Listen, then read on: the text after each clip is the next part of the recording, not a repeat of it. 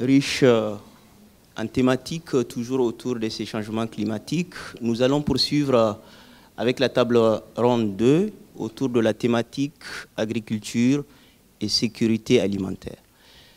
Nous verrons autour de cette table ronde les enjeux de décarbonation et d'adaptation pour l'agriculture et la sécurité alimentaire. Nous allons essayer d'être aussi disciplinés que possible pour la gestion du temps, mais créer surtout de l'interaction. C'est le principal bénéfice de ces espaces d'échange et de discussion. Autour de cette table, il est prévu M.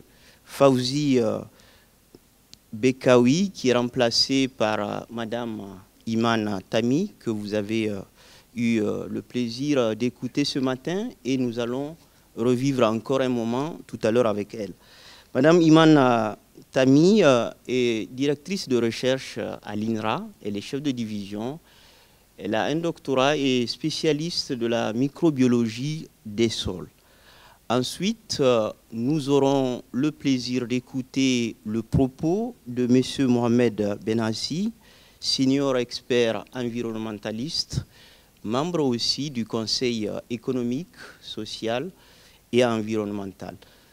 Après quoi, ce sera au tour de M. Riyad Balahi, directeur des projets à la Fondation Initiative Adaptation de l'agriculture en Afrique. Nous aurons un quatrième intervenant qui nous rejoindra peut-être, M. Mohamed Yacoubi Khibiza, qui est enseignant-chercheur à l'université privée Kadi Ayad. J'espère qu'il pourra nous rejoindre pour prendre part à ces moments d'échange. Alors, l'agriculture et sécurité alimentaire. Le changement climatique, le volet qui est davantage aujourd'hui connu, c'est pour le grand public les risques naturels, les catastrophes. Aujourd'hui, nous vivons un moment majeur, celui de sécheresse prolongée, et qui, comme impact majeur, touche en premier lieu l'agriculture par la raréfaction des eaux et donc tout ce qui s'ensuit.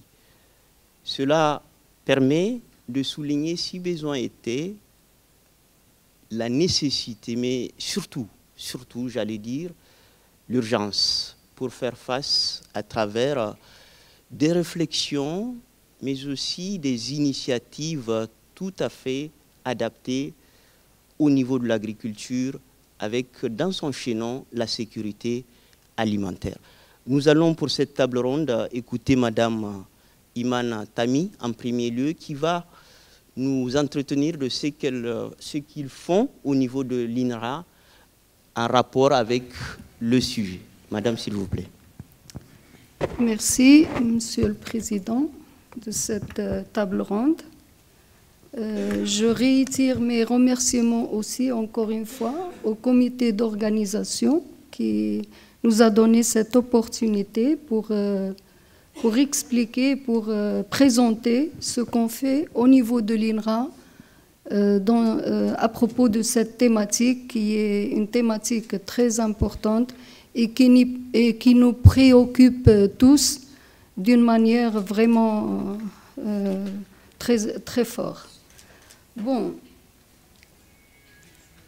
je dois dire que le changement climatique commence à être perceptible dans le monde entier et c'est une menace pour la sécurité alimentaire des pays en développement à travers son impact sur les ressources en eau, sur la biodiversité et sur tout l'écosystème.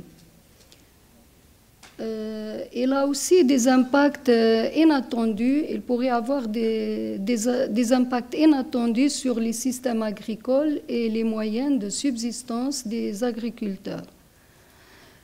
Les projections sur l'évolution du climat au Maroc montrent que le changement climatique a vraiment des impacts et à titre d'exemple, on peut citer à l'horizon 2100, on peut s'attendre à une diminution de 30% de la production céréalière. Et également, on peut s'attendre aussi à une diminution de rendement en blé de 8% sous les effets de changement climatique à l'horizon 2030.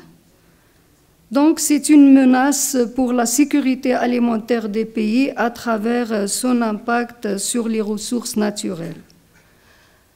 Tout cela fait qu'il devient urgent, comme vient de le signaler mon collègue, de développer la résilience de notre agriculture marocaine tout en préservant ses ressources naturelles.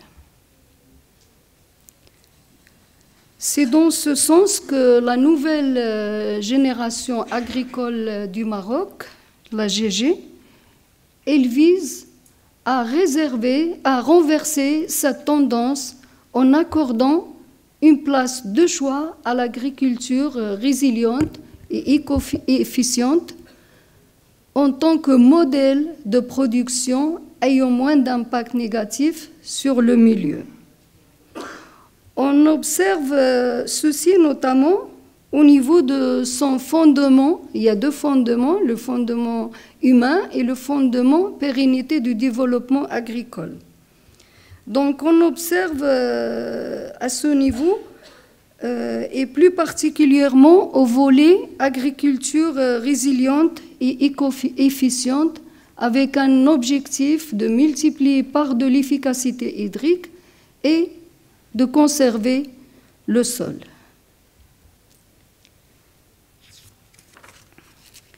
Bon, l'INRA a développé, à son tour, son programme de recherche à moyen terme, 2021 et 2024, de manière à accompagner la stratégie GG 2020-2030.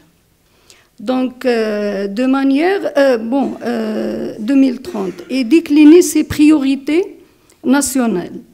Ainsi, une vingtaine de méga-projets de recherche autour de 4 principales orientations qui sont la consolidation des filières prioritaires et émergentes, la transition, dont on a parlé beaucoup ce matin, vers des systèmes de production durables, la mobilité du levier digital pour la gestion prévisionnelle, et il s'ajoute à ça une orientation très importante qui est la diffusion et le transfert des innovations. L'INRA vise à contribuer, donc, à travers cette deuxième orientation, l'INRA vise à contribuer à la sécurité alimentaire et aux enjeux de la décarbonation en ouvrant plus particulièrement pour arriver à un peuplement végétal développé pouvant capter davantage le carbone atmosphérique par photosynthèse, ce qui conduit à plus de productivité agricole et par conséquent contribuer efficacement à la sécurité alimentaire. Donc, l'INRA, à travers, comme vous le voyez, donc à travers la création variétale, et des variétales, mais des variétés résilientes et productives pour faire face à ce phénomène, et améliorer aussi l'économie de l'eau et l'efficacité hydrique, tout en encourageant aussi d'autres pratiques qui sont agroécologiques et qui favorisent une meilleure séquestration de carbone. On cite le cas de semi-direct, on va le voir, l'agroforesterie et d'autres voies telles que le compostage, l'apport d'engrais verts, etc. Donc, en matière de création de nouvelles variétés et conservation des ressources génétiques, nous procédons à la sélection des variétés améliorées à rendement élevé et supportant les stress dus à la chaleur et à la sécheresse. Les variétés obtenues sont entre autres des variétés respectueuses de l'environnement, résistantes aux maladies et ravageurs et nécessitent peu d'intrants, au moins de pesticides. Nous pourrons citer par exemple que nous avons pu inscrire plus de soixantaine de variétés au catalogue officiel au cours des 10 dernières années, couvrant 10 cultures. Les céréales, le cactus, les agrumes, les cultures fourragères, l'arganier, l'olivier, les arbres fruitiers, les oléagineux annuels, les légumineuses alimentaires et le palmier dattier. Nous avons en outre une banque de gènes abritant à peu près 70 000 accessions 70 000 accessions introduites et collectées de différentes régions agroécologiques du Maroc, en plus des collections qui sont sur place et ce sont des collections uniques du patrimoine génétique qui sont préservées au niveau des stations expérimentales de l'INRA. On a 23 stations expérimentales dans différentes régions. Bon, ici, je vous montre juste un exemple de caractéristiques qui sont de nouvelles variétés des obtentions de l'INRA, donc sous forme de bouquins qui regroupent les caractéristiques de ces variétés et qui montrent que ce sont des variétés résilientes. Et ça, c'est un exemple pour le blé. Donc, si vous voulez, ça existe, il y a une référence, il y a des informations sur le site. Bon, en matière de technologie d'économie d'eau et d'amélioration de l'efficacité hydrique, nous agissons sur deux voies, le système d'irrigation et la stratégie d'irrigation. Pour le système d'irrigation,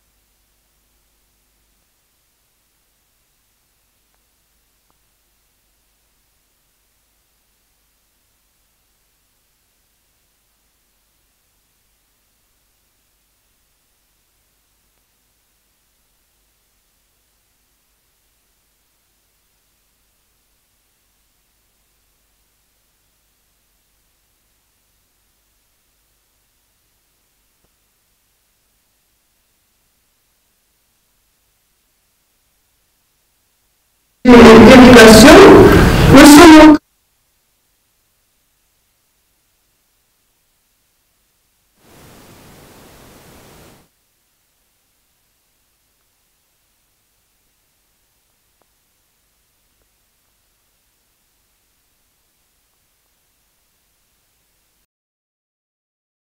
sur les agrumes et sur l'olivier et d'autres cultures. Donc il y a une différence très significative entre ces 75% et 100%. Il y a aussi, nous sommes en train de tester l'irrigation d'appoint et qui nous permet qui a permis de montrer qu'une irrigation, par exemple, de l'olivier,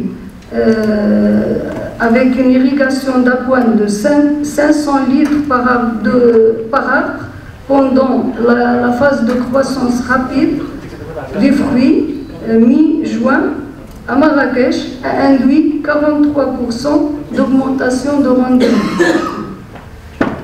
Un autre aspect est aussi testé à travers l'utilisation des hydro-rétenteurs et aussi l'utilisation à travers la mycorhisation. Ce sont des choses qui ont permis aussi l'amélioration de l'efficience d'utilisation de l'eau de près de 30%.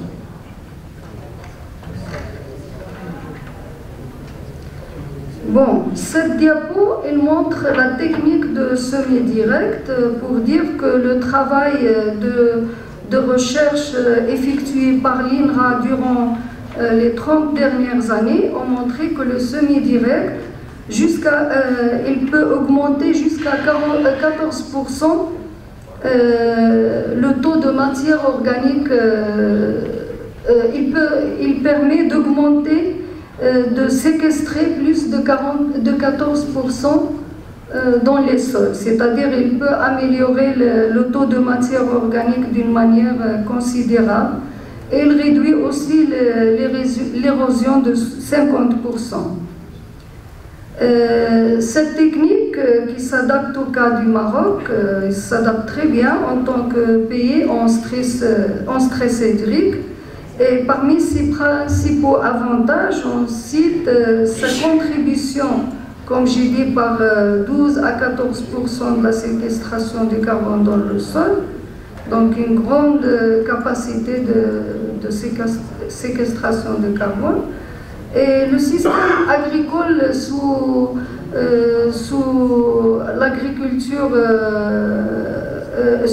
l'agriculture de conservation se base aussi sur la réduction des passages des engins de travail du sol en un seul, et se limite en un seul passage, ce qui induit une réduction de consommation et un coût énergétique réduit et une diminution considérable des émissions de gaz à effet de serre.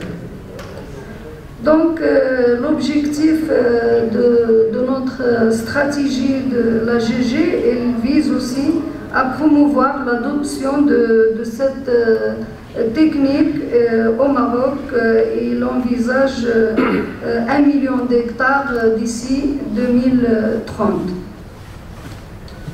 Donc on a fait plusieurs choses ont été faites, et dans le cadre de ce programme, il y a l'installation des plateformes d'innovation par région, les Living Labs de semi-direct pour le suivi de ce programme,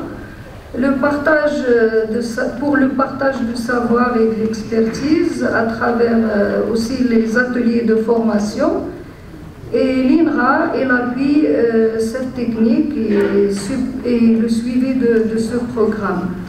Et il réalise aussi des essais de démonstration et des journées de sensibilisation à travers des plateformes digitales de semi-direct. Madame Tami, je vous propose 1 minute. D'accord, je vais aller rapidement. Vous pourrez rebondir au moment des échanges. Merci. D'accord. Il y a aussi la fertilisation raisonnée.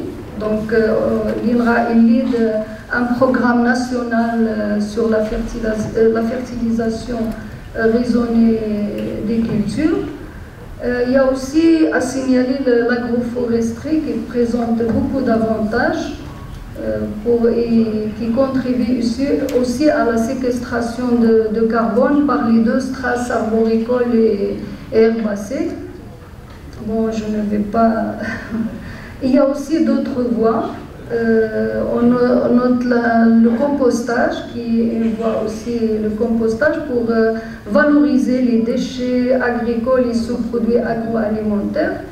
Et il y a des études qu'on est en train de faire pour étudier l'impact de l'environnement sur l'utilisation des composts. Il y a aussi la production de biofertilisants et de biopesticides autorisés en agriculture biologique. Bon, je ne vais pas... Finalement, il y a lieu de mentionner que nos acquis en matière de recherche, elles visent plus de séquestration de carbone et sont diffusées à travers des productions scientifiques, ouvrages, des fiches techniques, atlas, catalogues de variétés. Tout cela en plus de notre site web. Et je vous remercie pour votre attention. Merci ce point sur l'état de la recherche au niveau de l'INRA pour une agriculture décarbonée, biologique. Nous allons poursuivre avec M. Benassi, qui lui, senior expert environnementaliste, va nous parler de ces concepts-là, l'agriculture décarbonée et résiliente, mais aussi en sa qualité de membre du Conseil économique, social et environnemental, il va évoquer les politiques pour arriver à cette agriculture décarbonée et résiliente. Directement à la production agricole et à la sécurité alimentaire. Donc il y a d'abord la question de la rareté hydrique qui devient très banalisée, très connue par l'ensemble du public des acteurs. Et en même temps, il y a d'autres dynamiques, à mon sens, qui vont affecter durablement la capacité du pays à subvenir ou à répondre à ces demandes, ou à la demande alimentaire dans le futur, si on ne prend pas des décisions efficaces dans ce sens. Il y a d'abord l'impact du changement climatique sur les écosystèmes socio-écologiques, qui peuvent avoir des effets directs et indirects sur la capacité de produire l'alimentation. Et par exemple, le changement climatique affecte la capacité des écosystèmes marocains à continuer à fournir certains services. Il affecte les ressources hydriques, il affecte la biodiversité, il affecte le sol.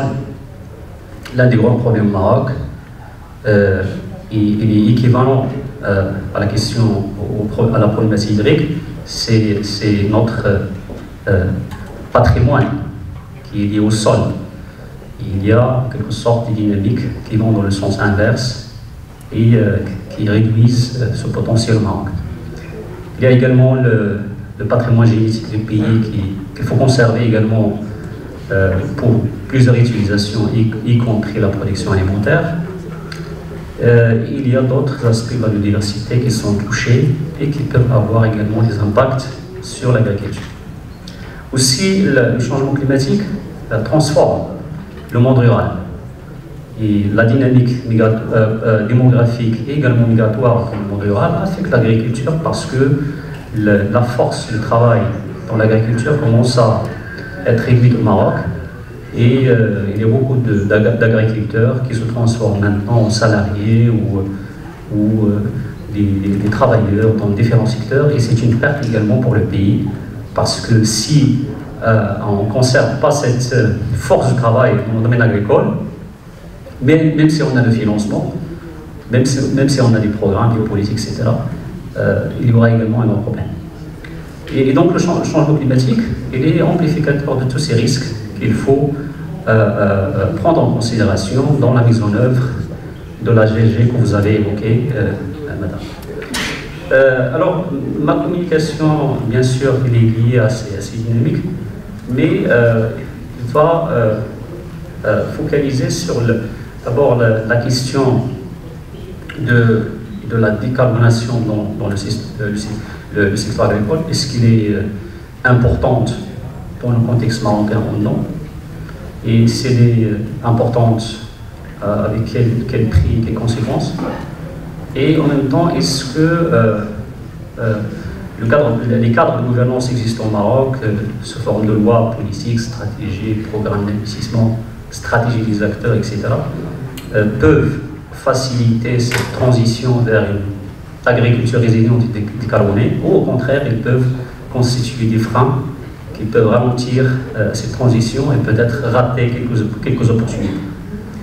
Alors, je rappelle que le Maroc, c'est l'un des pays du Sud les plus faibles en termes d'émissions de gaz à effet de serre, mais le potentiel d'émissions des pays reste en quelque sorte partagé entre le secteur d'énergie, transport et le secteur agricole. Le secteur agricole, c'est la deuxième source des émissions au Maroc après le secteur d'énergie. Et donc, si le Maroc s'intéresse à cette dynamique de décarbonation, il doit focaliser sur ces deux secteurs. C'est vrai que le secteur d'énergie a attiré l'attention des décideurs depuis 2009. Donc, on s'est engagé dans une voie de transition énergétique vers les énergies renouvelables. C'est vrai, cette transition a été dictée par des considérations autres que la décarbonation, surtout pour réduire la facture énergétique du pays, pouvoir répondre aux besoins domestiques sur le plan de l'énergie, et pourquoi pas gagner, bien sûr, en termes de positionnement stratégique et d'exporter une part de l'énergie produite à l'extérieur. Le secteur agricole, c'est un secteur qui est dominé par une autre réflexion dans le cadre du plan Maroc vert et la nouvelle politique ou stratégie Generation Green. La réflexion est dominée par le souci de produire plus et d'exporter plus. Il faut le reconnaître. Par contre, toutes les questions de durabilité, de décarbonation, etc., sont des questions qui restent encore marginales, même si la dimension résilience commence à attirer l'attention des décideurs. Et la résilience climatique, c'est le résultat de différentes actions qui peuvent être entreprises pour adapter l'agriculture aux risques climatiques. Et donc, la résilience relève en quelque sorte de l'adaptation qui est considérée comme un impératif pour le pays. Par contre, la décarbonation relève de l'atténuation qui ont en quelque sorte une option pour le pays qui reste conditionnée par les différentes opportunités qu'on peut saisir en ce sens. Donc, le secteur agricole au Maroc, si on engage dans la voie de la décarbonation, cette action doit être faite en se référant à un certain nombre de pratiques qui ont été développées ailleurs et expérimentées ailleurs, même si certaines institutions de recherche au Maroc, et à leur tête l'INRA, l'IAV, etc., avaient un rôle précurseur en la matière parce qu'ils ont déjà développé des recherches, et je connais des chercheurs qui ont développé des recherches dans ce sens il y a plusieurs décennies, même si leurs recherches ne sont pas reconnues sur le plan national, notamment dans le domaine de la prise des politiques publiques. Et là, il faut le reconnaître, il y a en quelque sorte un certain divorce entre l'expertise nationale dans le domaine de l'agriculture et de l'agronomie et la décision politique. Et la preuve, c'est que le plan Maroc vert, qui reste une grande stratégie du pays dans le domaine agricole, bien qu'il a réussi relativement à redonner au secteur agricole une place stratégique dans le développement du pays, mais il faut dire également que le plan Maroc vert a été une stratégie désarticulée. Il a focalisé sur l'aspect de la production, de l'exportation, développer une agriculture intensive, industrialisée, orientée vers la satisfaction du marché international, au détriment parfois de la sécurité alimentaire du pays, de la sécurité hydrique, même de la sécurité environnementale. Et donc, c'est une politique qu'il faut évaluer dans cette perspective socio-écologique, avant d'entamer une autre stratégie qui est censée, bien sûr, remédier aux différents dysfonctionnements causés par le plan Maroc vert.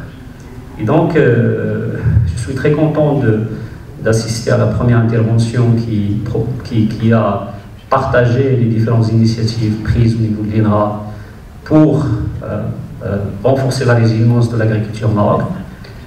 Mais il faut également peut-être travailler sur une agriculture qui est socio-écologique, socio-écologiquement responsable, parce que je pense, j'ai l'impression que la génération green n'a pas changé de paradigme, n'a pas créé quelque sorte de rupture avec le passé, avec un bilan qui est mitigé. s'il y a peut-être espoir, c'est que cette stratégie sera, comment dire, réajustée en parallèle à sa mise en œuvre pour intégrer un certain nombre de dimensions d'impératifs à caractère socio-écologique et climatique. Alors, revenons au cadre politique et normatif national. Est-ce qu'il est en ligne avec les différentes pratiques qui relèvent de la décarbonation? Faute de temps, peut-être durant la discussion, je peux donner quelques exemples sur les différentes pratiques qui relèvent de ce qu'on appelle climate smart agriculture ou climate friendly agriculture, etc. Il y a beaucoup de pratiques qui sont testées dans différents pays. Le Maroc commence à retenir certaines pratiques adaptées avec son contexte et ses aspirations, c'est bien. Mais en même temps, j'aimerais bien juste souligner que les solutions qui sont développées ailleurs, il faut les contextualiser, il faut les adapter avec le contexte local et avec les caractéristiques des écosystèmes, des systèmes sociaux, des attentes de la population, de la sécurité humaine, etc. Et ces solutions ne doivent pas être engagées juste selon l'impératif de garder une agriculture intensive, compétitive, etc., qui répond aux besoins du marché. Alors, cadre de gouvernance existant, à mon sens, c'est un cadre qui est peut-être considéré comme un point de départ, parce que généralement, le Maroc, de manière comparative, c'est un pays qui a développé un cadre de gouvernance, positif pour placer le pays dans la voie de la résilience de la décarbonation. Par exemple, on a un certain nombre de stratégies, des stratégies transversales et parfois des stratégies sectorielles, qui comprennent des dispositions en faveur de la durabilité, de l'adaptation aux risques climatiques, également des dispositions en faveur de l'atténuation. Le Maroc s'est engagé massivement dans l'effort international dans le domaine du climat, de la biodiversité, les différentes conventions environnementales. Et donc c'est un bon élève sur le plan international en relation avec l'environnement et le climat, bien que certains domaines ne sont pas encore bien explorés pour le pays pour en tirer profit. Deuxièmement, un autre aspect de gouvernance, à mon sens, qui est positif, c'est que on commence au Maroc d'abord à développer une perception qui est plus ou moins juste des différents enjeux. Peut-être la crise hydrique actuelle a réussi à rapprocher les visions, à reconnaître les erreurs, etc. Et donc cette perception des enjeux qui est plus ou moins proche de la réalité et de la science, et à prendre des décisions qui sont pertinentes dans le futur en relation avec les enjeux qu'on est en train de discuter. Un autre aspect, c'est que on commence à écouter l'expert et en même temps à interagir avec le monde scientifique dans un certain nombre de forums, de cadres de dialogue. Donc l'expert est sollicité à côté de décideurs. C'est l'un des indicateurs de bonne gouvernance qu'il faut encourager. Mais j'ajoute à cela le besoin d'intégrer également le citoyen, parce que le décideur et le scientifique ne doivent pas monopoliser la réalité. Donc il faut aller vers la société, vers le local, vers le citoyen. Ils ont beaucoup à dire, beaucoup à proposer, et là on peut atteindre une gouvernance inclusive, des processus décisionnels qui prennent en considération toutes les perspectives et toutes les attentes. En même temps, on doit être vraiment chanceux, parce que les grandes problématiques du climat, de l'eau, du développement durable, etc. sont portées par la haute sphère de la décision. Et cela, en quelque sorte, crée une certaine dynamique dans les différents systèmes de gouvernance et les différents centres de décision de pouvoir. Mais en même temps, cela a été souligné dans le dernier panel de cette matinée. Vu mon expérience au niveau du Conseil, qui est encore jeune, qui ne dépasse pas 5 mois, donc j'ai rencontré que, même au niveau du Conseil, qu'il est censé, par exemple, avoir une réflexion transversale des choses, qui implique à la fois l'économique, le social et l'environnemental, il y a encore la domination d'une réflexion sectorielle. Il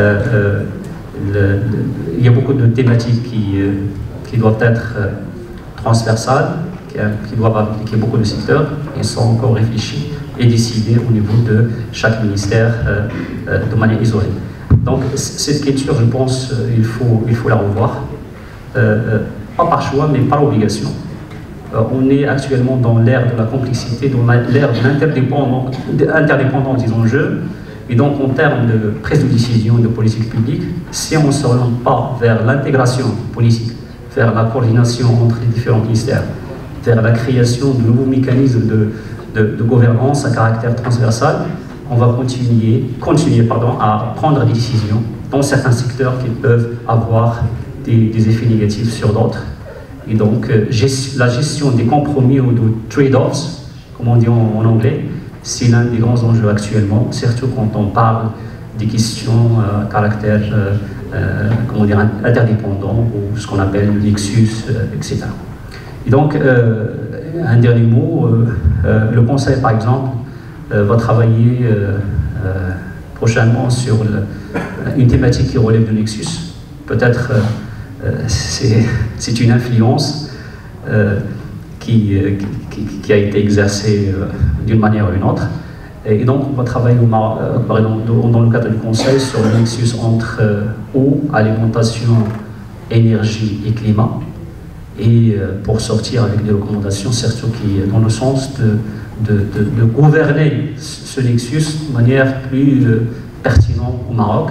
Et je sais qu'il y aura beaucoup de contraintes parce que le schéma institutionnel est encore cloisonné, et espérons que cela va changer durant cette décennie où on doit gérer beaucoup d'enjeux qui sont complexes et interreliés. Merci beaucoup. Merci, Monsieur Benassi. Je retiens en tout cas le voyage que vous avez amené au cœur de la machine politique, parce qu'au niveau de la décision, vous soulignez qu'il y a une sorte de divorce entre le scientifique et le politique, en tout cas dans la prise de décision. Je pense que le moment du débat va nous permettre d'aller plus loin dans cette interrogation-là. Nous poursuivons avec M. Benardi, qui va lui nous parler des actions que mène la Fondation Initiative Agriculture pour l'Afrique pour promouvoir cette agriculture climat et résiliente. Merci, Monsieur le Président. D'abord, je voudrais remercier les organisateurs, bien sûr, tout particulièrement, que j'ai connu à une COP, je me rappelle plus, une intercop à Bonn, très jeune, dynamique, et qui est restée dynamique. Et je trouve qu'elle fait du très bon boulot. Le centre aussi fait du très bon boulot, l'université, que je remercie, qui est pionnière et qui réunit autant de personnes éminentes, de scientifiques, de décideurs, d'hommes de terrain, de politiques. C'est une très bonne initiative où on peut se rencontrer et discuter. Alors moi je viens de l'initiative AAA, qui est devenue après une fondation, c'est la Fondation pour l'adaptation de l'agriculture africaine au changement climatique, initiative lancée par Sa Majesté en 2016 en amont de la COP 22 qui s'est tenue à Marrakech, et qui visait à l'époque à augmenter le flux d'investissement vers l'Afrique et vers l'agriculture, parce qu'à l'époque, les flux d'investissement allaient principalement à l'intégration, au secteur de l'énergie, d'autres secteurs, qui sont bien sûr très émetteurs de gaz à effet de serre, mais très demandeur en énergie. Et donc, à l'époque, peu de flux allaient vers l'adaptation, peu de flux allaient vers l'Afrique et peu de flux d'argent allaient vers l'agriculture. Et donc, c'était pour inverser un peu cette tendance et pour mettre l'accent sur la vulnérabilité de l'agriculture africaine, donc des agriculteurs, sachant que l'Afrique, en tant que l'économie de l'Afrique repose essentiellement sur l'agriculture. Et l'agriculture en Afrique est essentiellement de subsistance. Cela veut dire que c'est des petits agriculteurs qui sont impactés par le changement climatique. Ils sont déjà impactés, ils vont l'être encore plus d'après les projections. Et donc l'idée est venue de là. Donc c'est juste pour présenter brièvement la fondation. Pour en revenir à notre sujet sur le lien entre changement climatique, agriculture et la résilience des systèmes alimentaires, en fait on utilise beaucoup de mots techniques très savants, mais au final ça revient à mettre en équilibre un système de production agricole avec les ressources disponibles. C'est tout. C'est ça, grosso modo c'est ça. Sans trop compliquer, sans mettre trop de mots scientifiques. C'est ça. Alors on peut l'appeler climato-résiliente, climato-intelligente, agriculture écologique, tout ce qu'on veut, ça revient à ça. C'est-à-dire on a des ressources en eau, des ressources en sol, des ressources en lumière, en soleil, en personnes, en énergie, en bétail, en tout ce que vous voulez. Et à la fin, il faut nourrir des hommes, il faut nourrir du bétail, et il faut faire en sorte que ce système qui nourrissent les hommes et les animaux perdure dans le temps. Ils continuent à le faire sur une longue durée. Et c'est toute la difficulté parce que la population remonte dans le monde, on a des besoins qui sont de plus en plus sophistiqués en termes d'alimentation et on veut toujours plus, on veut toujours manger plus, manger mieux, manger plus de viande. Et à un moment, il y a une rupture entre la capacité du système agricole à produire et les ressources. Et donc, c'est cette cassure qui est accélérée par le changement climatique. Le changement climatique vient accélérer tout ça. Donc, si on pouvait le faire il y a 50 ans, maintenant on ne peut plus le faire. Et donc, c'est de là qu'est venue la réflexion, parce que c'est devenu quand même un enjeu de survie pour tout le monde. Et c'est devenu un enjeu de sécurité même physique, avec le lien entre changement climatique et sécurité, même s'il n'est pas direct, il est indirect, parce qu'il joue sur la transhumance des populations, des bétails, etc. Donc c'est un enjeu crucial. Malheureusement, les COP, comme on le voit, n'aboutissent pas aux décisions auxquelles on s'attend toujours. Mais on avance, je pense, lentement, et sûrement vers les 3 degrés à la fin du siècle, ce qui est très dangereux. Mais on avance très doucement en termes d'adaptation et d'atténuation. Et c'est là qu'il y a le problème. Bref, mais nous on continue de travailler parce que nous on est impactés. Et on travaille surtout sur l'adaptation, parce qu'il y a très peu émetteurs. Hein. Si vous prenez toute l'Afrique, c'est moins de 4% des émissions globales de gaz à effet de serre. Ça ne veut pas dire qu'il faut rien faire. On continue à travailler parce qu'on a l'avantage dans le secteur agricole qu'il y a des co-bénéfices. On appelle ça des co-bénéfices. C'est-à-dire que quand vous plantez un arbre, vous faites de l'adaptation et vous séquestrez du carbone, ce qui est génial. Et donc, beaucoup de projets agricoles qu'on appelle maintenant climato-intelligents, c'est des projets agricoles où il y a de l'agroforesterie, pour faire très simple. Il y a aussi d'autres techniques, comme l'agriculture de conservation. Donc, c'est quelque chose qui est venu d'un document que nous avons développé au sein de l'initiative de la Fondation AAA. Donc, on avait développé le plan d'investissement agricole climato-résilient du Maroc, dans lequel il figurait le programme de semi-direct. Ça a été repris dans la génération Green. Nous, à l'époque, on avait planifié ça pour 2030, 750 000 hectares. Maintenant ça a été... Le ministère de l'Agriculture au Maroc veut augmenter cette ambition à 1 million d'hectares. C'est excellent. Mais il faut savoir que ces techniques ont été expérimentées au Maroc, à travers l'INRA d'ailleurs, et l'Institut agronomique et vétérinaire Hassan II, l'École nationale d'agriculture de Meknès, à partir des débuts des années 90. Et il y a des agriculteurs qui le font spontanément. Donc de grands agriculteurs, pas des petits, des moyens, des petits, mais les grands. Et ça, c'est un indicateur. d'appropriation des technologies par les agriculteurs et c'est extra. Donc il y a un certain nombre de technologies qui vont permettre de faire durer la capacité du système naturel agricole à produire de l'alimentation humaine et animale. C'est tout l'enjeu. Quand on fait d'un progrès technologique, c'est quoi? C'est quand on augmente la capacité d'une céréale à produire plus avec la même quantité d'eau sur le même sol, on fait que tirer au maximum cette capacité du système naturel à produire. Mais à un moment, ça ne peut plus tirer. Les capacités d'augmentation du progrès génétique arrivent à un palier et il faut passer à autre chose. C'est-à-dire qu'il faut passer à un système où on est plus sage, où on se dit, bon, il faut arrêter de jouer avec le feu. On va commencer à diminuer la cadence. Et c'est tout l'enjeu. Est-ce qu'on peut diminuer la cadence? Vous savez que tout le monde court, le monde entier court en progrès économique. Et c'est quoi le progrès économique? C'est la plus-value. C'est-à-dire un PIB plus important. C'est ça que ça veut dire un PIB plus important. Un PIB plus important, généralement, ça veut dire consommer plus de ressources. Grosso modo, c'est ça. Et quand on veut faire bien, on fait une meilleure efficience d'utilisation de ces ressources. On augmente l'efficacité énergétique, et c'est ce qu'on a entendu ce matin.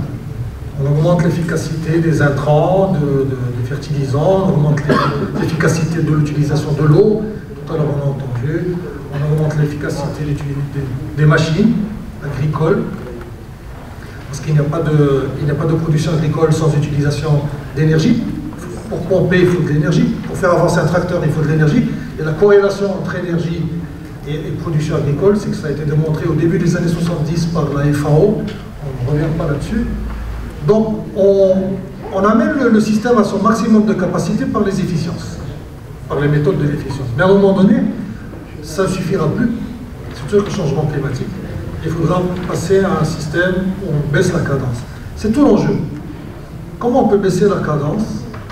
Surtout maintenant avec les crises, la crise actuelle en Ukraine, on remet en question tous les engagements, les beaux engagements de l'accord de Paris. On se remet à rechercher des énergies fossiles partout.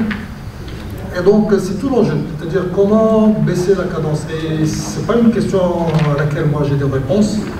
Je pense que collectivement, nous tous, en termes de communauté, tout le monde, nous devons réfléchir à ce changement. Ce matin, quelqu'un avait parlé de ça, un changement de paradigme, pour faire en sorte qu'on respecte plus les sols, on respecte plus la nature, la biodiversité. Ce matin, quelqu'un parlait de la biodiversité. C'est vous, monsieur, vous disiez tout à l'heure qu'il y a beaucoup, tous les écosystèmes sont touchés, et donc c'est les effets papillons. On touche quelque chose, après on ne sait pas qu'est-ce que ça va produire comme effet. Personne ne le sait. Et donc nous nous efforçons justement d'apporter de la sagesse, d'apporter des financements, parce qu'il faut du renforcement de capacité pour ça, et de promouvoir cette agriculture climato-résiliente, agroécologique, partout en Afrique, par des échanges nord-sud et sud-sud. Parce que c'est ça l'idée, c'est-à-dire qu'il y a des bonnes pratiques au sud qu'il faut valoriser, il y a des bonnes pratiques au nord qu'on peut transposer. Peut-être que dans le futur, il y aura des pratiques du sud qu'on pourra transposer au nord, vu que nous, on vit déjà des problèmes de sécheresse, on est déjà dans le changement climatique, qui pourront peut-être être utiles au nord un jour. Donc il y a ces échanges qui sont très importants. Et il faut conserver tout ça, et il faut le promouvoir. Je pense que c'est ça le message que je peux donner. Merci beaucoup. Merci, Monsieur Balahi. Madame, Monsieur, voilà le décor qui est planté. Nous avons à la fois la science à travers l'INRA, qui nous rappelle les projets qui sont développés dans le cadre de cette agriculture-là, décarbonée et résiliente. Nous avons eu droit aussi à un mot venant des aspects politiques, précision sur les concepts, mais aussi des initiatives pour promouvoir cette agriculture résiliente et décarbonée. Je ne sais pas si on peut l'appeler climato-compatible. Voilà le regard qui est croisé. C'est à vous, à la salle, pour pouvoir continuer cette interaction en adressant des interrogations à nos experts pour plus de précision sur ce qui vient d'être développé.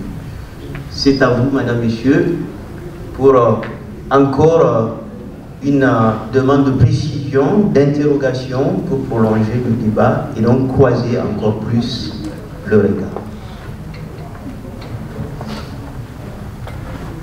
Bien, on a des demandes là.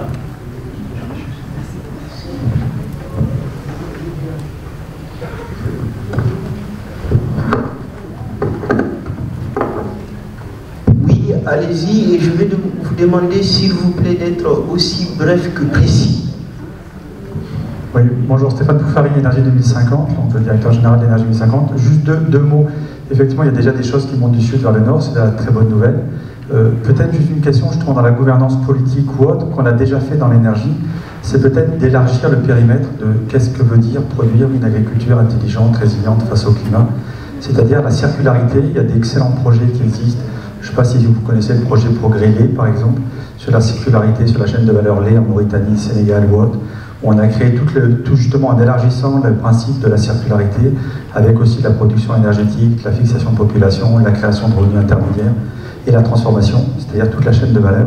Et là, du coup, l'aspect rentabilité, l'aspect circularité crée une empreinte territoriale où le cycle du carbone, avec toute la chaîne de valeur, peut avoir une autre valeur économique. Voilà, c'est juste une réflexion. Et dans la gouvernance politique, alors je ne sais pas où on est le Maroc là-dessus, je n'ai pas suivi les derniers documents.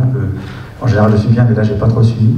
Justement, est-ce qu'il y a des axes, justement, pour élargir cette notion de sécurité, de production, de circularité agricole, avec aussi une chaîne de valeur à l'échelle des territoires, c'est-à-dire de créer des micro-systèmes globaux qui incluent aussi la production énergétique, la transformation, et tout ça sur des territoires donnés sur lesquels on a toute une valorisation économique inévitablement différente.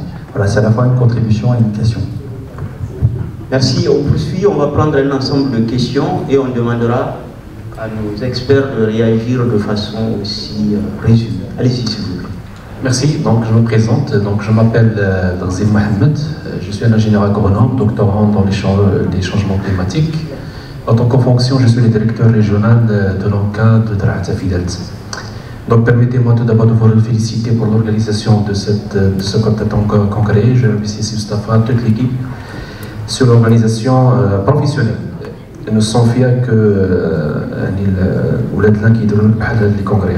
Donc je vais réagir par rapport à Monsieur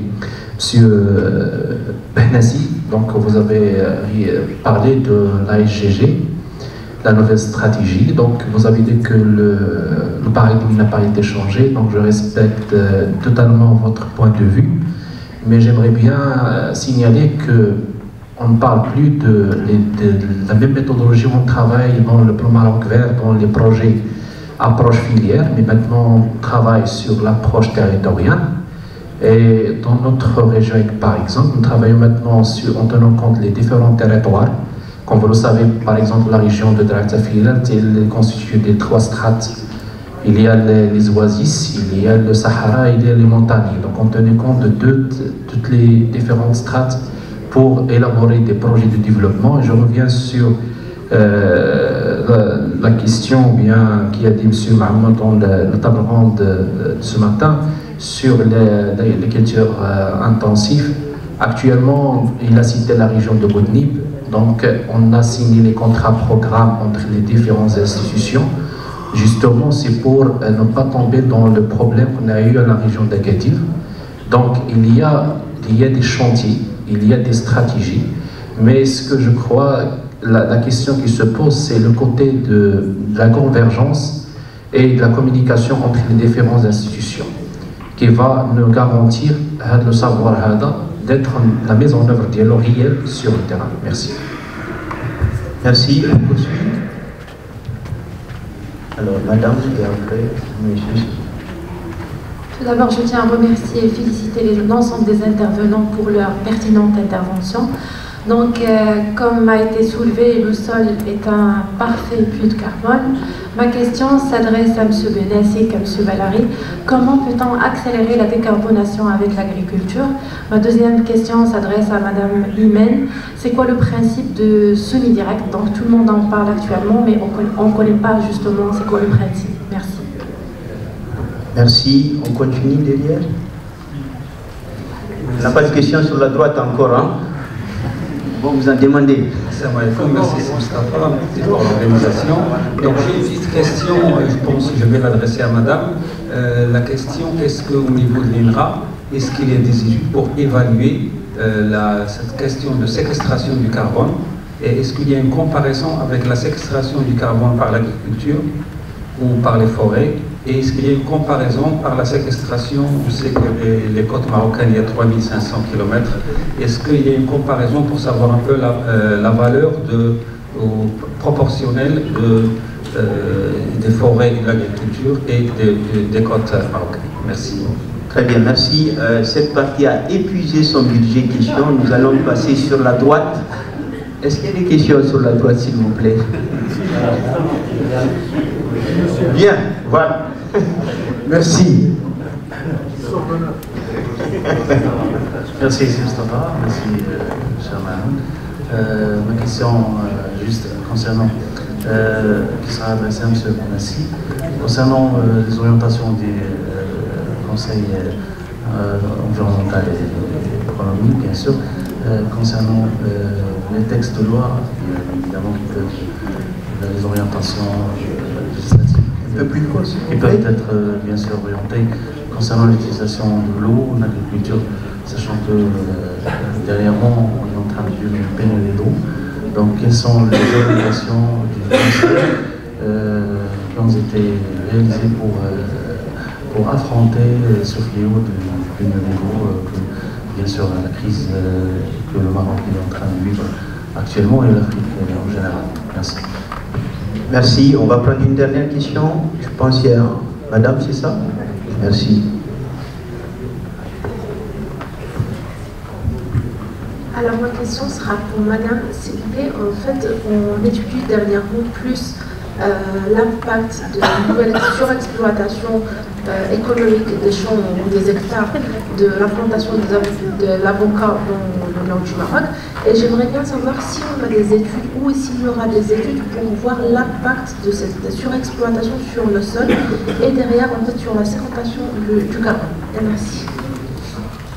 Merci à la salle. On va demander à nos experts de réagir. Alors il y a eu beaucoup de questions. La première, il y a eu à la fois une contribution, une réflexion de la rentabilité, l'empreinte, la circularité, la gouvernance politique. Je pense que Madame, M. Benassi et M. Vallary vont réagir. Deuxième volet, c'est l'approche territoriale, je pense, qui est aussi une des thématiques au centre de cette manifestation-là. La question de la convergence de politique publique. Ensuite, l'accélération, comment accélérer la décarbonation, je vais y arriver. Et des précisions sur le semi-direct à Madame Tami. Ensuite, les deux dernières questions en rapport avec l'eau et donc tous ces principes scientifiques. Dans l'ordre, nous allons donner la parole à Madame Tami. Bon, je vais donner la précision concernant le semi-direct. C'est quoi le semi-direct? Le semi-direct, il repose sur, comme son nom l'indique, donc on l'appelle aussi zéro labour. Donc il y a un seul passage avec le semoir spécifique et dédié au semi-direct. Donc il y a déjà cette économie de passage, aussi de gasoil. Il repose aussi sur la diversité, il laisse le sol à l'état, il ne perturbe pas le sol, donc l'état du sol et la microflore et tout ça, il reste la stabilité du sol. Il y a aussi donc il repose aussi sur les rotations. les rotations, ce qui permet d'enrichir aussi le sol avec les légumineuses. Et aussi, il y a on laisse aussi les chaumes sur la parcelle. Donc, ça permet de couvrir et d'avoir une couverture permanente sur le sol. Donc, c'est un peu ça, mais il y a beaucoup de... C'est juste rapidement. Il y a une autre question, oui. Sur la séquestration de carbone et la forêt. Bon, nous, on ne s'occupe pas de la forêt. Donc, on a fait quelques études. Il faut dire qu'on est à un stade embryonnaire, donc on vient de commencer. Donc, on a fait ça dans le cadre du semé direct pour un certain nombre de cultures. Et on continue. Donc, c'est un début, mais les choses avancent. Il y a un autre sur l'avocatie. Bon, je suis totalement d'accord avec vous. Et bon, la vocation de l'avocatie au Maroc, surtout au niveau de l'arabe, il y a à peu près 1,3 million hectares qui se prêtent à la culture de l'avocatie. Mais est-ce que cette culture, elle a sa place, elle n'a pas sa place? C'est une culture, je dirais, qui consomme l'eau, mais il n'y a pas des études d'impact de cette culture sur les sols ou sur les eaux, mais c'est clair que ce n'est pas une culture résiliente.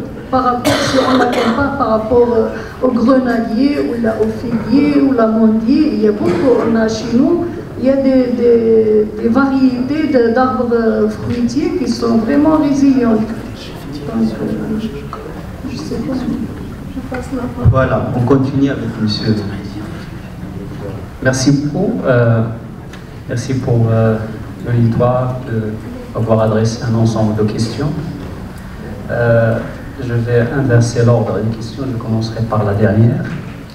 En fait, quand j'ai rejoint le Conseil en juillet, j'ai trouvé que le Conseil a produit un ensemble d'autosaisines, surtout sur la question hydrique au Maroc. Par exemple, il y a une autosaisine sur l'introduction de l'économie circulaire dans la réutilisation des eaux usées et également la valorisation et le recyclage des déchets. Et j'ai apprécié ce travail parce que c'est la première fois qu'une institution nationale se réfère au concept d'économie circulaire dans ces domaines. Et parmi les grandes recommandations de cette autosaisine, il y a celle qui porte sur la réforme du système de gouvernance. Parce que c'est vrai que ces domaines exigent l'innovation technologique, la recherche scientifique, le financement, etc. Mais on a découvert que faire une transformation dans ce sens nécessite la réforme du cadre de gouvernance.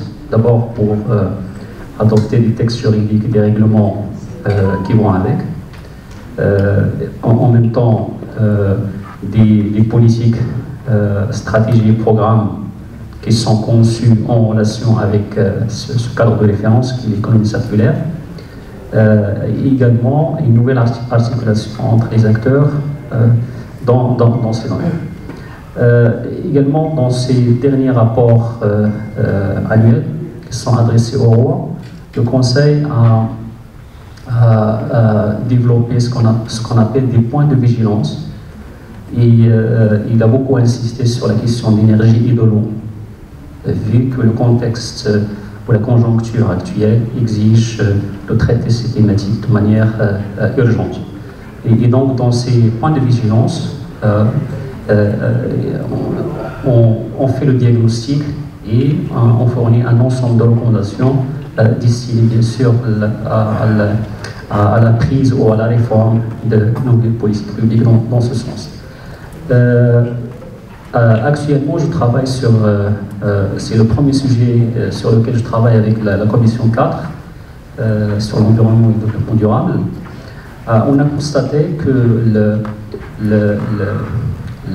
l'eau agricole est manipulée d'une manière non durable. Et on a essayé de bien, comment dire, délimiter cette problématique dans le sens du traitement des mécanismes d'autorisation et d'exploitation, des mécanismes d'autorisation et de contrôle d'exploitation des ressources naturelles. Et on a choisi 3 ressources: l'eau agricole, les ressources halieutiques et les carrières.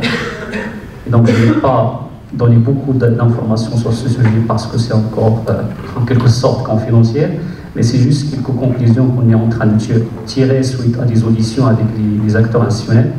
C'est que il y a un cadre juridique qui précise, qui détermine les différentes procédures à suivre pour avoir l'autorisation d'exploiter l'eau agricole.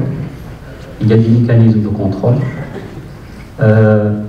Mais premièrement, il y a un grand problème de contrôle de mise en œuvre de respect de ces règles. Et on a constaté également que les règles elles-mêmes méritent d'être réformées ou améliorées. Et donc, le cadre normatif pose encore problème d'inefficience. Et en même temps, l'application du cadre existant est également problématique parce que l'État n'a pas développé des mécanismes de contrôle très efficaces pour contrer ou faire face à un certain nombre de pratiques. Par exemple, il y a le problème du vol ou le détournement de l'eau. Il y a quelques jours, j'ai entendu un chiffre sur les médias qui est vraiment frappant, c'est que juste dans un bassin hydraulique, on vole chaque jour 1 million de mètres cubes qui dépasse la consommation quotidienne de toute la ville de Gaza. Vous pouvez imaginer que si on fait face uniquement à ce problème de détournement de l'eau agricole, on va gagner, on va conserver la ressource et en même temps l'optimisme. Il y a également le problème de la tarification qui pose un grand problème. Dans le domaine agricole, la tarification est très très réduite, ça ne représente pas la valeur de la ressource. Et en même temps, il y a une injustice dans la tarification. Par exemple, l'eau potable, il est plus facturé par rapport à l'eau agricole.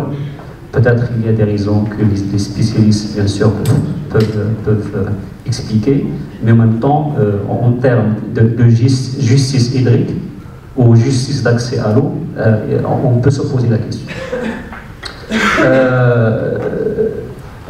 Une autre chose, c'est que les différents corps de contrôle de l'utilisation de l'eau au Maroc sont encore défaillants. Par exemple, la police de l'eau, la police de l'environnement, la police des carrières, etc. Premièrement, ils souffrent de capacité de ressources et en même temps, leur méthode de travail, c'est encore inefficace. Et en même temps, en cas d'infraction, la question de la poursuite judiciaire se pose. Et donc, peut-être on a attaqué un autre aspect, un aspect qui est plus ou moins vulgarisé, mais ça va déboucher sur des résultats qui sont, à mon sens, très très importants pour la réforme des cadres politiques et normatifs existants dans ce sens. Alors, je vais revenir à la question sur comment accélérer la décarbonation de l'agriculture, et je vais répondre sous le contrôle, bien sûr, des spécialistes de l'INRA et de l'INFIC également, et donc corrigez-moi si j'ai tort. Bon, il y a beaucoup de solutions qui ont été développées à travers le monde. Premièrement, si on se réfère au contexte marocain, le premier levier de décarbonation, c'est l'énergie. Il faut beaucoup investir sur l'introduction des énergies renouvelables dans les secteurs agricoles. Ceci dit, il faut faire attention parce que l'introduction de l'énergie renouvelable dans l'agriculture peut créer des externalités négatives, comme par exemple le surpompage de l'eau souterrain, avec bien sûr des coûts qui ne sont pas des coûts dérisoires ou des pratiques parfois qui dépassent la capacité de renouvellement de la nappe phréatique. Il y a également le passage vers l'agriculture de conservation, de l'agroécologie, etc., qui utilisent moins d'intrants chimiques parce que la production de ces intrants chimiques dégage également des émissions. Dans le domaine de l'élevage, on sait très bien que l'élevage cause ou génère des émissions en nitrates et autres substances qui sont également considérées comme une partie ou des éléments des gaz à effet de serre. Donc il faut également s'intéresser à ce domaine. Il faut également s'intéresser à la gestion durable des sols pour leur permettre de séquestrer plus de carbone. C'est également une source de réduction des émissions. Il y a également un autre domaine qui est peut-être moins visible, c'est de ne pas faire. Ça veut dire de ne pas pratiquer l'agriculture en soi, c'est une décarbonation. Pourquoi?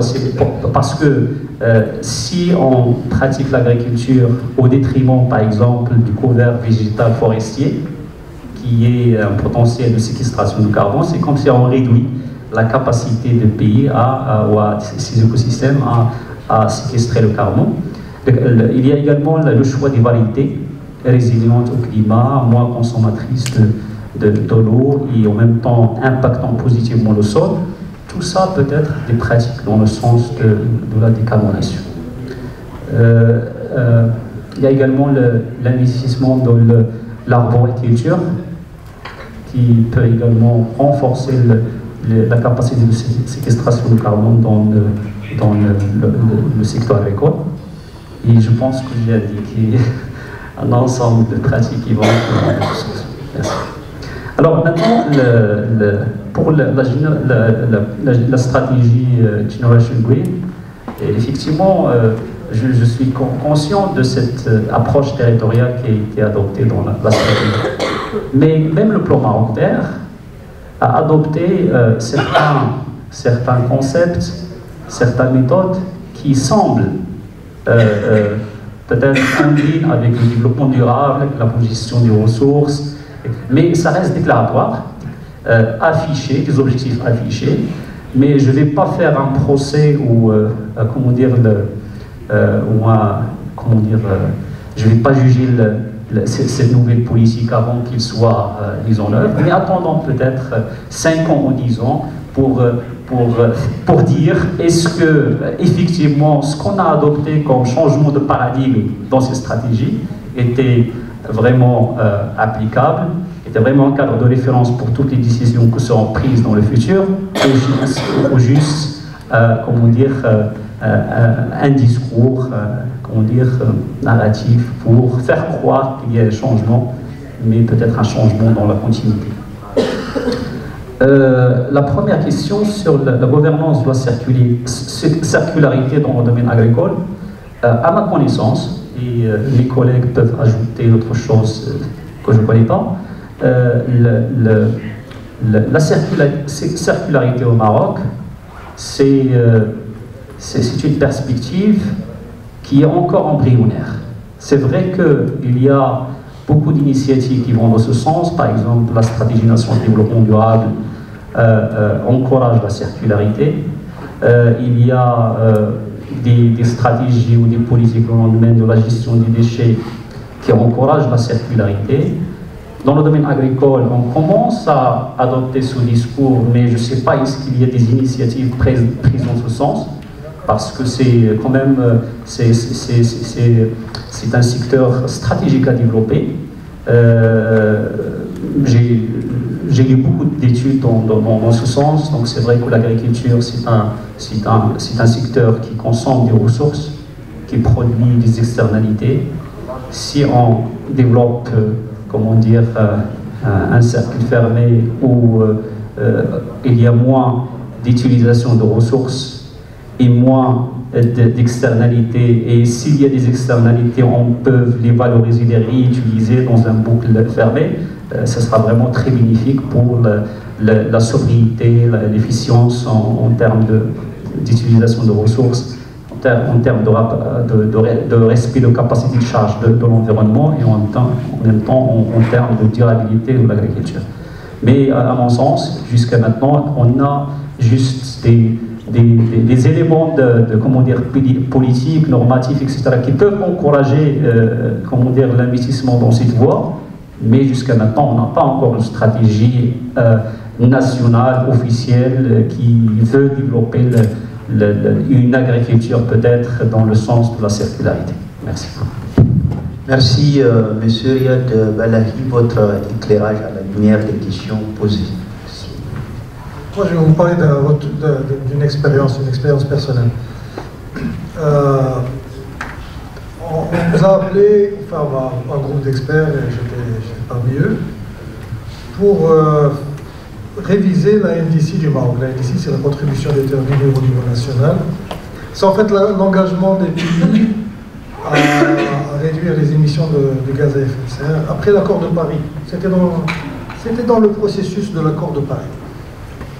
Et on s'était rendu compte que les premiers experts qui avaient travaillé sur la première version de la NDC avaient travaillé avec un cadre normatif du GIEC. C'est-à-dire quoi? Il y avait, vous savez, les secteurs sont compartimentés. Et pour ce qui est de l'agriculture, la forêt, c'est le terme AFOLU. A-F-O-L-U. Agriculture, forêt and other land use. C'est-à-dire qu'on avait l'agriculture qui comprenait uniquement l'utilisation des terres et le bétail. C'est-à-dire en fait tout ce qui émettait du gaz à effet de serre. Il y avait la forêt qui était à part, et other land use, c'est tout le reste. C'est-à-dire olivier, palmier dattier, agrumes, figuier, tout ce que vous voulez, c'était other land use, et c'était pas comptabilisé dans l'agriculture. Et c'était une injustice. Et nous, on avait relevé ça, et donc on avait dit, ça ne va pas continuer comme ça. Nous, on ne va pas travailler dans le cadre normatif du GIEC, on va travailler dans le cadre des institutions. C'est-à-dire que si demain je veux faire un effort quelque part, c'est une institution qui va le porter, c'est un ministère. Au-delà de l'UE, il appartient à aucun ministère. Donc, même si on relève quelque chose, qui va s'en occuper? Personne. Donc, il faut rester pratique avec le concret. Le concret, c'est-à-dire on va travailler par les secteurs économiques. Le secteur économique de l'agriculture. Et donc, on a mis les plantations agricoles dans l'agriculture. Et à partir de là, le secteur agricole est passé de pur émetteur à pur séquestreur de carbone. Si vous regardez la NDC du Maroc actuelle, elle a encore été révisée dernièrement, le secteur agricole est largement séquestreur de carbone, c'est-à-dire qu'il capte du carbone, c'est-à-dire qu'il est en phase avec les recommandations des COP, des conférences des parties. Largement, pourquoi? C'est simple. Si vous faites le bilan de ce que fait l'agriculture, si vous comptez les plantations, on n'a aucun souci. L'agriculture séquestre du carbone. Et ça, on a renversé les idées. On a complètement changé les idées des gens sur l'agriculture. Et il y a plein d'exemples comme ça. J'ai eu récemment l'occasion de travailler sur un projet de compostage d'un très grand groupe privé agricole au Maroc qui a une politique zéro carbone. Donc le privé aussi s'engage dans ça. Il n'y a pas que le public. Et ils m'ont demandé de leur faire une étude à travers la fondation AAA, de leur faire une étude d'aller encore plus en avant dans le bilan carbone de ce groupe privé, qui est un très grand privé groupe marocain qui exporte vers les États-Unis, l'Europe, etc. Je ne dirai pas le nom, c'est confidentiel. C'est pas ça le propos. Et en montant un projet de carbone, le business plan qu'on est sorti a montré que cette compagnie pouvait avoir plus de ressources financières, encore plus de ressources financières dans sa stratégie de développement agricole. C'est-à-dire qu'il y a un champ de séquestration de carbone dans l'agriculture qui est encore largement inexploité, mais vraiment largement exploité. Je peux prendre un autre exemple, c'est l'arganier. Je peux prendre un autre exemple, c'est les palmiers dattiers. Il y en a plein comme ça, ou des projets soit d'économie circulaire. D'ailleurs, il y a un projet qui était passé au Maroc, Azima. Je ne sais pas si vous le connaissez. Je ne peux pas répondre à la place du ministère, mais il y a quelques projets d'économie circulaire qui ont été mis en œuvre au sein du ministère de l'Agriculture. Et donc, il y en a beaucoup. C'est une histoire de mise à l'échelle, je pense. C'est une histoire de mise à l'échelle. Beaucoup de technologies existent, d'autres doivent être adaptées, d'autres doivent être mises en œuvre, mises à l'échelle.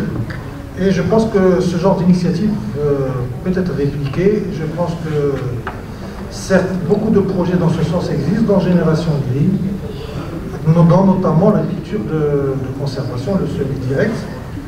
Le semi-direct qui est largement aussi séquestreur de carbone. Il y a des publications scientifiques à l'INRA qui montrent combien on peut séquestrer de carbone grâce au semi-direct. Et même dans la NDC du Maroc, il y a une évaluation du potentiel de séquestration de carbone par l'agriculture, par le semi-direct. Donc c'est documenté. Bien sûr, les chiffres sont ce qu'ils sont. Dans l'état actuel des choses, on a besoin de recherche-développement parce que beaucoup de paramètres d'émissions et de séquestration sont mal connus. Il faut de la recherche scientifique, donc là c'est là que j'invite la communauté des chercheurs et des enseignants-chercheurs à travailler sur ces aspects, de mieux préciser tous les paramètres du bilan carbone. Parce que qui dit un meilleur paramètre de bilan carbone, dit une capacité meilleure d'aller vers le marché carbone, de collecter des fonds, dit une meilleure capacité à prouver que nous faisons des efforts en matière de changement climatique. Et donc, nous tous, en ce moment, nous parlons avec en tête des chiffres qui sont soit précis, soit peu précis. Et c'est là que je crois que le domaine de la recherche et de la recherche-développement a un rôle à jouer pour aider les décideurs, la politique. On dit que la politique doit être renseignée par le scientifique. Et c'est là, je crois que c'est un message important à retenir ici. Merci. Merci Monsieur Balahi, merci à tous, Madame Tami, Monsieur Benassi, Monsieur Balahi, merci pour vos contributions, merci à la salle d'avoir permis ces échanges, cette interaction. Voilà qui met un terme à cette table ronde sur l'agriculture et la sécurité alimentaire. Merci.